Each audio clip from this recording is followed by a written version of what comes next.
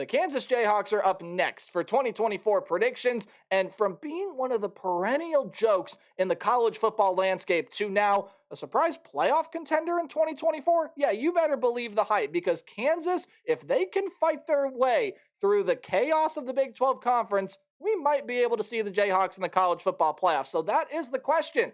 Are the Jayhawks really a surprise playoff contender in 2024? Well, you're about to find out what I think here in this video. What's up, Tailgaters? You're in the booth with Tailgate Nate today. Welcome to my channel. Welcome to prediction season.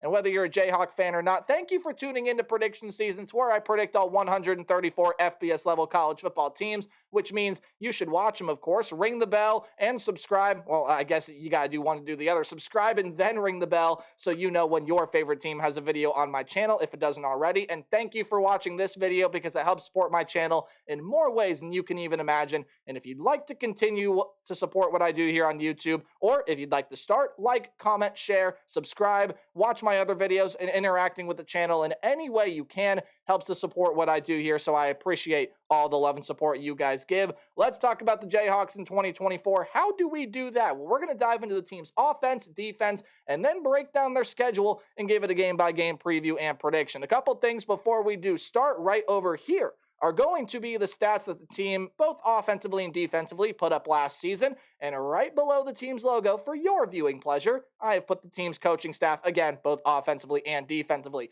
We got to start out with the offense for the Kansas Jayhawks, which was really pretty good last year, even though it didn't have its star quarterback. And we'll mention his name in a minute. Well, we got to talk about the quarterback for Kansas that played most of the season last year and is now gone to the NFL, and that is Jason Bean. Really good player for Kansas during his time last season.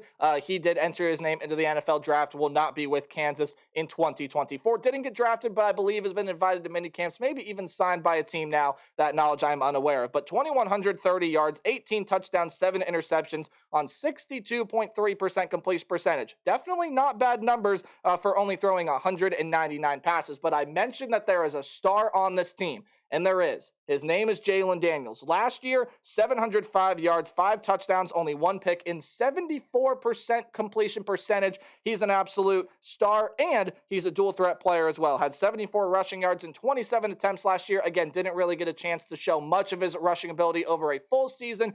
Jalen Daniels has had some injury problems, but when he's played for Kansas, he's been dynamic, and he has been a huge difference maker, and it is great that he is returning to this Jayhawk team in 2024. Cole Ballard will be his backup, and you do get a freshman in Isaiah Marshall that comes into the program as well. Your really only notable running back leaving the room is Dylan McDuffie, a former Buffalo transfer, had 253 yards and 4 touchdowns last season, but your top 2 rushers of the team do come back. 1,000-yard rusher last year, in fact, almost 1,300-yard rusher, 1,280 yards to be exact, and 16 touchdowns and 203 carries for Devin Neal. He returns, as well as Daniel Highshaw Jr., 626 yards and 8 touchdowns last year. Both of those guys average more than 5 yards per carry, and Savion Morrison returns to this room as well. Only had 10 carries last year, but with McDuffie gone, he should see a boost in his carries in 2024. But this is absolutely a room that will be highlighted by Devin Neal and Daniel Highshaw. Really good 1-2 punch in the running back room. You could argue one of the best, if not the best, in the Big 12 Conference. You do lose a wide receiver here as well. Tanaka Scott is gone to the NFL. Yeah, only had 3 catches for 31 yards last year, but he did go off to the league. So you do get most of your wide receiver weapons back, though. Lawrence Arnold, Quentin Skinner, Luke Grimm, and Trevor Wilson. Oh, I also forgot one. Doug Emelian. They all return here to this team. Arnold was the leading receiver, Skinner second, Grimm third. You go all the way down to Wilson, who ended up being the 6th leading receiver behind the tight end in Mason Fairchild, who has gone to the NFL. So little slip of that name in there. And then Devin Neal, a pretty good receiver out of the backfield in his own right. You also do get a transfer coming into this team that should give some more life to the wide receiver room, and that is Bryce Cohoon. Now, I'm not saying there wasn't life in the receiver room before. You just add another pretty darn talented piece that is going to take this wide receiver room a step up. Already mentioned that Mason Fairchild has gone out of the tight end room. You do return the Kansas legend Jared Casey and Trevor Cardell, and you get an Iowa State transfer in Deshaun Hanukkah, who definitely could play some good minutes could definitely play some good minutes in the tight end room for the Kansas Jayhawks. And on the offensive line, Dominic Pooney and Mike Nowitzki are both gone to the NFL, as well as Armaj Reed Adams that left through the transfer portal. So, what does your offensive line look like in 2024? Well, Calvin Clements, I definitely need to check that spelling. 1 second. Got to be honest, I have no idea where that extra M from, so I apologize for that. But Calvin Clements, Michael Ford Jr., Kobe Baines, and Bryce Caballo are all coming back on the offensive line. And you do get Shane Bumgarner, Daryl Simons Jr., and Amir Herring coming in through the transfer portal. And I did mispronounce the name there. That is Bryce Cabaldo, not Caballo. So let's talk about the Kansas offense here in 2024. If Jalen Daniels can stay healthy, this is a dynamic room. You don't have a backup as good as Jason Bean, in my opinion, but Cole Ballard has shown some good upside. And again, who knows what this freshman Isaiah Marshall is going to bring to the table. But having Jalen Daniels back is huge. He's a great dual threat playmaker. He's a dynamic player, and he's going to be, if healthy, one of the best quarterbacks in the nation in 2024. You have a great 1-2 punch at running back. Your wide receiver room returns everyone that had a major impact on the offense last season. Jared Casey's back in the tight end room. Yes, you do lose Mason Fairchild. That probably, besides Jason Bean, is your biggest loss on the offensive end. He was the leading receiver in the tight end room last year with 451 yards and 3 touchdowns. But Casey and Cardell have both shown that they can play some good minutes. Who knows what Hanukkah is going to bring from the transfer portal? The offensive line should put together some good pieces. This offense is built for success in 2024. The defense, though, this is definitely where a lot of question marks in Kansas start to come into play, because the defense loses a ton of talent from last season. And, well, quite frankly, while it still does have some good talent, the defensive side of the ball is what needs to be improved for Kansas in 2024. It's sort of steadily gotten better, but it has to get much better here in 2024, especially with some of the teams that we will have in the Big 12 Conference this season.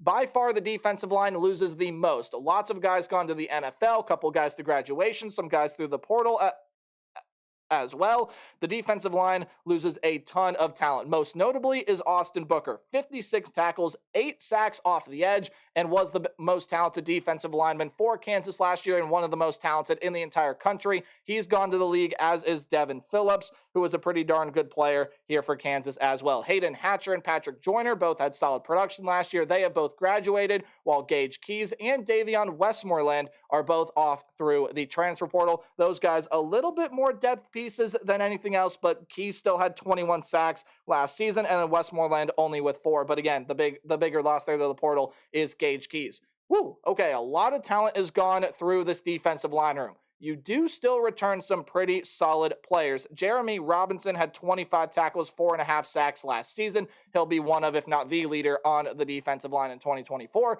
DJ Withers, Tommy Dunn Jr., and Dylan Brooks all return, while you do get some players, I should say, over from the portal. By Joby, Javier, probably the more likely pronunciation, Derritt and Dylan Woodkey are all coming in through the transfer portal. In the linebacker room, you do lose Craig Young. He is off to the NFL. 41 tackles, a sack and a half for him last season, with 3 passes defended and a pick. Rich Miller also did graduate, 58 tackles, 2 pass defended, second leading tackler on the team last season. But J.B. Brown does come back, your third leading tackler last year, had 57 of them, 2 sacks, 2 pass defended for him. Tywan Berryhill, Cornell Wheeler, Jason Gilliam, they all come back to this linebacker room, so still some pretty solid talent in that room. Defensive backs do lose Quentin Lassiter. He had 20 tackles, 1 pass defended, 2 interceptions last year, has gone to the portal, and Kalen Gervin also gone off of this defense as well. 14 tackles, 4 pass defended for him. Kenny Logan Jr., who was the leading tackler and by far the best defensive back on this team, 6 pass defended, 1 interception, 95 tackles from his safety position, is off to play on Sundays. And Akili Hubbard leaves through the transfer portal. Again, more of a depth piece than anything in that defensive back room. So your cornerbacks look like this. Mello Dotson is back, and he led the team in both pass defended and had tied for the team lead in interceptions last year. 11 pass defended, 4 interceptions, while being a top 10 tackler last year. Kobe Bryant also comes back, and Demarius McGee as well. You also do get Marvin Grant, O.J. Burrows, and Jalen Dye coming back to this safety room. Grant, the leading tackler among that bunch, 52 of them. Oh, by the way, back to Kobe Bryant. He was also tied for the team lead in picks last year with 4 of them. And then you get Devin Dye coming in through the transfer portal. And kickers are people too. Let's show them some love. Seth Keller has gone through graduation, but you do get Damon Greaves and Owen Piper Gertis. I know I said that last name wrong, so I apologize profusely, but he's coming back as that place kicker for Kansas in 2024. All right, there you go. Just clean the slide up and make it look a little bit neater there for you. But let's talk about this defense overall in 2024. This is definitely a defense that is going to have some breakout performers to improve those numbers from last season. They just lost a ton of talent. Austin Booker off the defensive line is a huge loss. Kenny Logan, your leading tackler, that is a massive loss. Craig Young was a pretty solid linebacker. You lose him. You lose some solid corners. Again, a lot of talent gone off of that defensive line. But again, you are able to supplement those guys in through the transfer portal.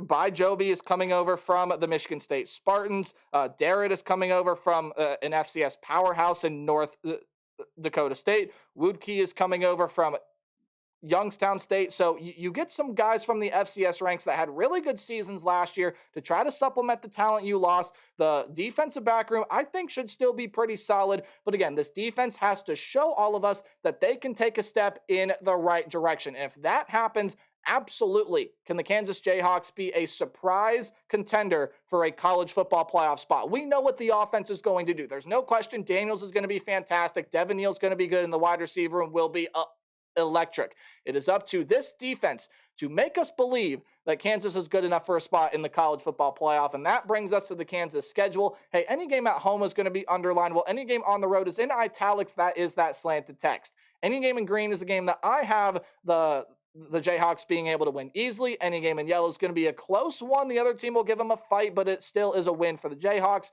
And red is any loss. No doubt in my mind they will win that first game against Lindenwood in week 1. Again, make that look a little bit neater for everyone out there. So then you enter Big Ten territory. You got to go on the road in Champaign to play the Illinois Fighting Illini. And this one, I think, is going to be a tough matchup for the Kansas Jayhawks. Yes, you killed Illinois last season. That game was not even close. It very well could be a similar result last year, in that being it will be a Kansas win. It's going to be a lot closer of a game than it was last season. I really like Illinois' defense for 2024. I think they're going to have the pieces they need to be able to slow down this Kansas offense. And then going on the road here presents another challenge. This Kansas defense, I think, is going to end up getting rattled. And Luke Altmaier, in another season with the Illini, I think, is going to take a step in the right direction. Did not have great quarterback play last year. I think we'll see improved play from him. And I got the Kansas Jayhawks going on the road and losing this game. A game that Kansas very well could win. But for the purposes of my record prediction, this is a loss for the Kansas Jayhawks. I think going on the road will be tough for them this year, as you'll find out later in this video. I know that kind of spoils some things, but I do have that one being a upset loss on the road to the Illinois Fighting Illini. Before you come back home on a Friday, you're going to be able to beat the UNLV Rebels. They lost their quarterback, Jaden Maeva. He is transferred over to USC. Was really a saving grace of that offense. Now, still a lot of good players on that team. I believe that was the team that made the Mountain West Championship game a season ago, but Maeva was a big part of that, and not having him is going to hurt. They won't be able to make this Kansas defense pay enough, and the Kansas offense is too dynamic. Week 3 win for the Jayhawks, but they will go on the road and lose in Morgantown against the West Virginia Mountaineers, and you got to watch out for Neil Brown's team this season. Garrett Green is a phenomenal dual threat quarterback, and they got a ton of other really good weapons offensively for West Virginia as well. Defensively, they got a lot of very nice pieces. They'll have what it takes to slow down Kansas. Again, the road environment will be tough. Garrett Green will ball out, and Kansas will drop their second game of the year. So now the questions are going to start to surface about Kansas, but I think they go on a nice little win streak here. I got them beating TCU at home. The Horned Frogs, just ever since their national title run in 2022, just don't seem to have the same level of talent that team did. Even coming into this season, TCU has got a quarterback battle going on, to my knowledge, right now. Some solid offensive and defensive pieces are leaving that team either to the league or through the transfer portal, and I just don't see TCU being on the same level of Kansas at all. So I got the Jayhawks being able to win that one, and even though the Sun Devils are going to take a step in the right direction in 2024, I still don't see Kenny Dillingham's team being super uber competitive in the Big 12 Conference. Could a bowl game be possible? Yes. Is it likely? In my estimate, it might be more unlikely for them to miss a bowl game than it is to make it. They got some solid talent there, a quarterback battle going on, some good skill position players, but the Kansas offense will simply be way too dynamic. And even though they have their struggles, I think the Kansas defense does step up and make a couple of big plays. This TCU, Arizona State, and Houston run, including having a bye week in there. So a total of 4-week span. By the way, I think they beat Houston after their bye week. I'll talk more about that game in a second. But I think this is the part where we really see some of the defensive players start to break out, and some of the defensive players start to take on new roles, be more of leaders, if that makes any sort of sense. They'll beat Houston at home in week 8. I love the Willie Fritz hire, and Houston has some solid talent, but they lose a lot of guys through the transfer portal. Even more are gone to the NFL as well, even though those are kind of few and far between, but especially offensively. I think they lost too much talent to be able to keep up scoring with Kansas. And even though they may be able to score their fair share of points, the Kansas offense, to me, is too dynamic, and I got them winning that game at home against the Houston Cougars. On the road against Kansas State is up next. The Jayhawks have just not done well in this rivalry at all. I picked them to beat Kansas State last year. It didn't happen. This year, I still don't see it happening, Jayhawk fans. I got you losing that one on the road to Kansas State. Now, I know Kansas State lost Will Howard. They lost some other pretty darn good pieces through the portal to the NFL and such, but the defense still has a ton of talent, and that's going to be a really good defense in 2024 for the Kansas State Wildcats. I think Avery Johnson has all the tools necessary to be a very, very good quarterback. He's got a lot of weapons around him. DJ Giddens is coming back in the wide receiver room. This could be a game where the offenses go back and forth and back and forth. So to me, it's which defense do I trust more? And to me, that is the Kansas State Wildcats. I think they make the defensive plays necessary to win this game, and Kansas gets their third loss on the year. But very manageable schedule the rest of the way. You have a bye week after that road loss to prepare for the Iowa State Cyclones, and good. I think they're going to need that bye week, and that bye week is going to help them beat the Iowa State Cyclones, because the Cyclones are going to be a very competitive team in 2024.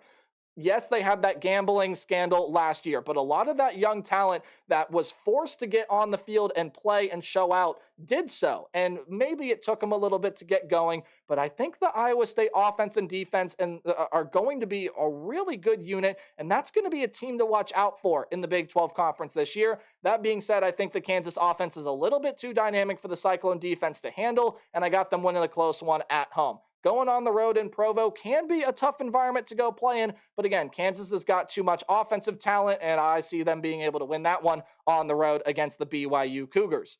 Colorado, again, is going to be one of the more interesting teams to watch in 2024, as, again, they still have Shedeur Sanders, they still have Travis Hunter. You're getting a lot of good players in through the transfer portal, but I just don't think it's sustainable to build a team through the transfer portal like Deion Sanders in Colorado is trying to do. Sure, it can be good for supplementing pieces and getting in new talent, and they have a lot of big names. They're going to win them at least one or two of these games that they quote-unquote shouldn't. That's just what I think is going to happen with Colorado this season. They're going to improve from where they were last season, but I don't think it's enough to beat the Kansas Jayhawks. The offense shows out. I think even the defense, with how weak Colorado's offensive line was last year, shows out, and they're able to win that game. And then you have the game on the road against Baylor. And honestly, I have gone back and forth with this game. I just can't decide what to do. The reason being, I think Kansas is going to struggle against any team that has a dynamic quarterback. And Baylor, you might be thinking, okay, who's Baylor's quarterback?